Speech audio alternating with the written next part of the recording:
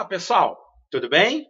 Estamos estreando o quadro Resenha Certa e teremos convidados especiais para falar sobre o que está acontecendo no universo do concurso. Hoje falaremos sobre a sustentabilidade. Como a sustentabilidade poderá, no seu concurso, cair? TRF é o concurso do momento e ele cobra sustentabilidade. Por isso você deverá saber a diferença entre reciclagem e reutilização. Não sabe?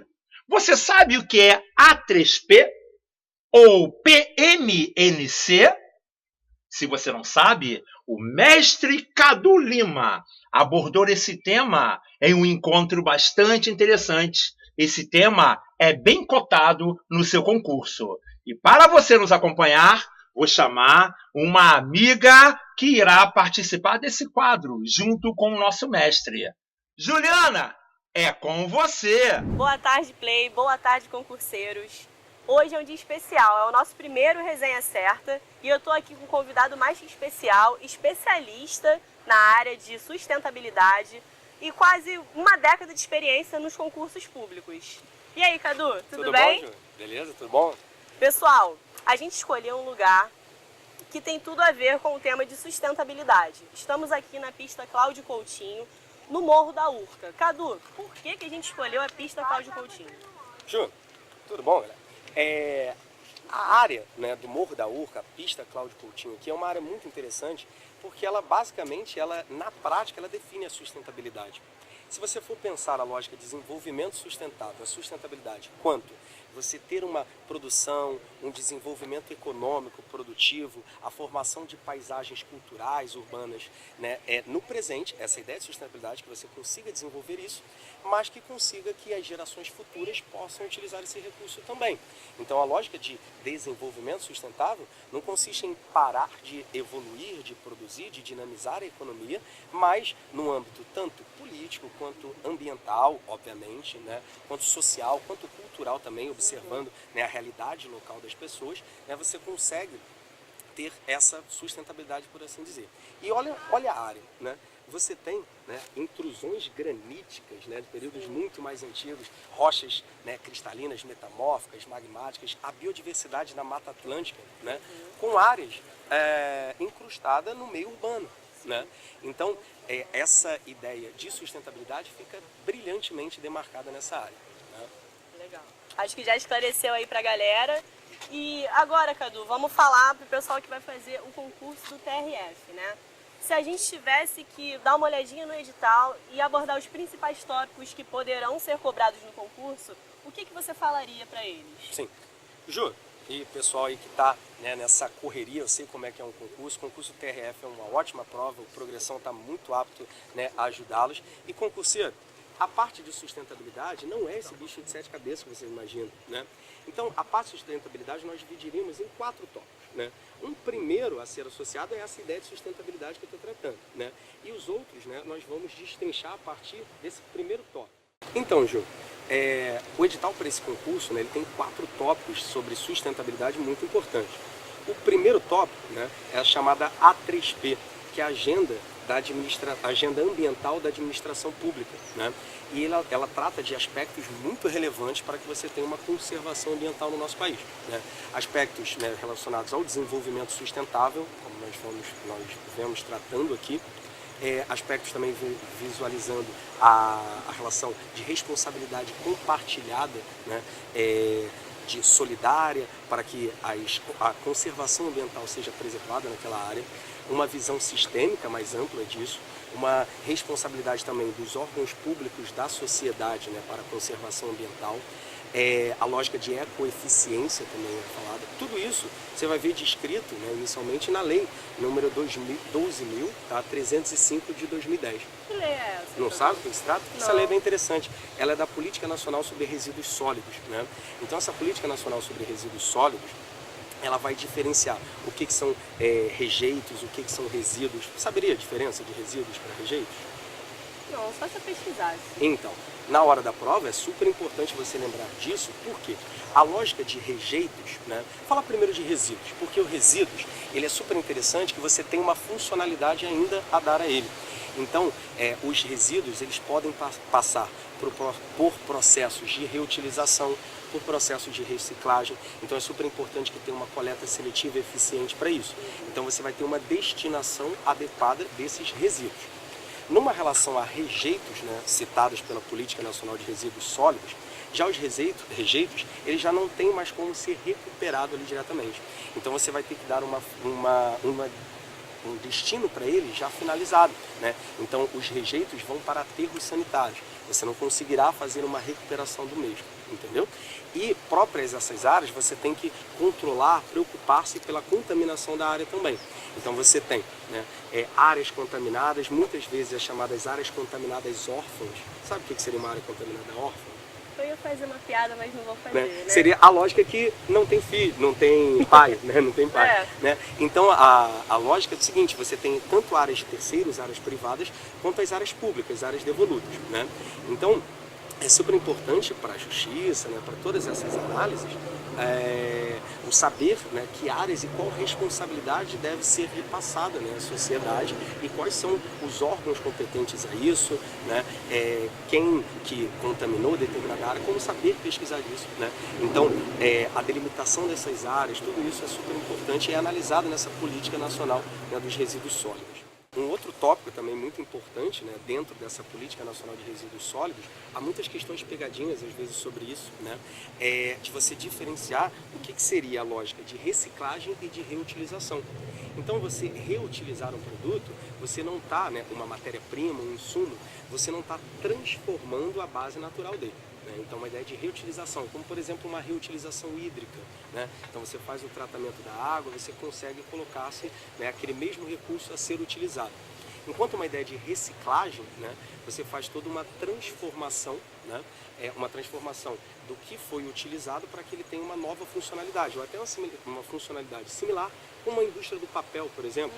Quando você tem uma coleta seletiva eficiente, você consegue recuperar esse insumo, nessa base para produção, reciclá-lo e utilizar novamente. Então isso é super interessante. Isso aplica também a chamada logística reversa. Cuidado isso em prova, galera. Você sabe o que é logística reversa? Olha, não sei. E é uma coisa bem interessante, cuidado no seu concurso. Porque uma logística, por exemplo, né, na produção, você está associado ao quê? A uma extração de uma matéria-prima. Muitas vezes isso já vai impactar o meio ambiente de uma forma bem nociva. Então você tem uma extração, uma transformação desse recurso, né, e depois uma comercialização. Agora, a destinação adequada com coleta seletiva, né, com uma reciclagem, pode voltar quanto insumo para a própria indústria. Então, além de você economizar custos, você está promovendo a conservação ambiental. Então, a lógica de logística reversa para a sustentabilidade, para uma conservação ambiental, é super importante e uma grande probabilidade de cair nesse concurso. Ju, e o tópico 3, né, ele é bem interessante. Ele fala sobre a PLS. Já ouviu falar disso? PLS. É o Plano de Logística Sustentável, né? Essa logística sustentável, no qual o Conselho Nacional de Justiça, né, repassa-se informações no qual deverão, né, ser criados órgãos competentes para que administre, né, essa sustentabilidade, né, e que seja repassados laudos, né, incrementos anualmente sobre que medidas o Poder Judiciário, né, está promovendo a sustentabilidade no Brasil.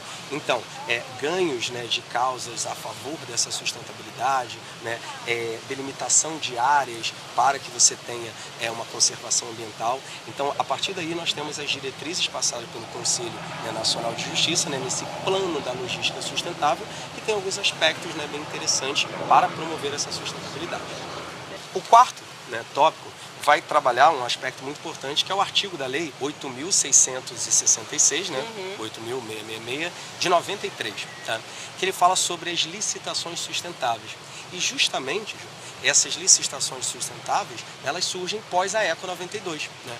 E você vai reparar que só serão implementadas num decreto de lei, né, de 2012, o decreto de lei número 7.746 de 2012, né, que ali foi criada a tal da CISAP. Já ouviram falar sobre essa CISAP? Eu acho que eu sei o que é. O que seria essa CISAP? Eu acho que é a Comissão Interministerial de Sustentabilidade na Administração Pública. Né? Então essa CISAP, né, a Comissão Interministerial de Sustentabilidade na Administração Pública, tá? Ela vai tratar de métodos para que você tenha essas licitações públicas de uma forma muito mais eficiente nas medidas de promoção da sustentabilidade. Então, digamos, vamos pegar alguns exemplos, né? Então, a lógica de uma obra pública que deve, né, passar uma estrada em determinada área. Então, você tem que não só preocupar-se de onde vêm esses materiais, qual seria o impacto danoso àquele meio ambiente, né? Então, todas as lógicas também sociais atreladas a isso, né? O respeito à diversidade biológica, né, orgânica da área, né, super importante. O CISAP, ele vai trabalhar aspectos muito importantes, práticos nas licitações públicas, né? Desde uma preocupação com os recursos naturais ali existentes. Então você não vai fazer um tipo de construção onde tenha mananciais de água, né? Onde tenha áreas que, se você tenha desenvolva a construção ali, você vai acabar com a biodiversidade local, né? Tem-se também a lógica de preocupação de que materiais estão sendo utilizados, se esses materiais, nas suas lógicas de confecção, né, foram respeitados, né, os aspectos ambientais, também respeitar a regionalidade daquela área, né, ou tentar utilizar o máximo possível dos trabalhadores locais. Porque a lógica de sustentabilidade nas licitações públicas, isso também está claro, você não tem só uma lógica de sustentabilidade ao meio ambiente, mas também social, né? Então, esses aspectos, né, de empregabilidade local, de conservação ambiental, são super pertinentes. Além disso, né, tem que ser respeitado a lógica de os materiais que forem utilizados, além de serem ecoeficientes, né, renováveis, respeitando essa logística reversa, que tenham uma fácil manutenção, que não tenham custos operacionais muito elevados, ou seja, as licitações públicas de uma forma eficiente, respeitando sempre o meio ambiente. Até também um aspecto importante é a introdução de novas tecnologias.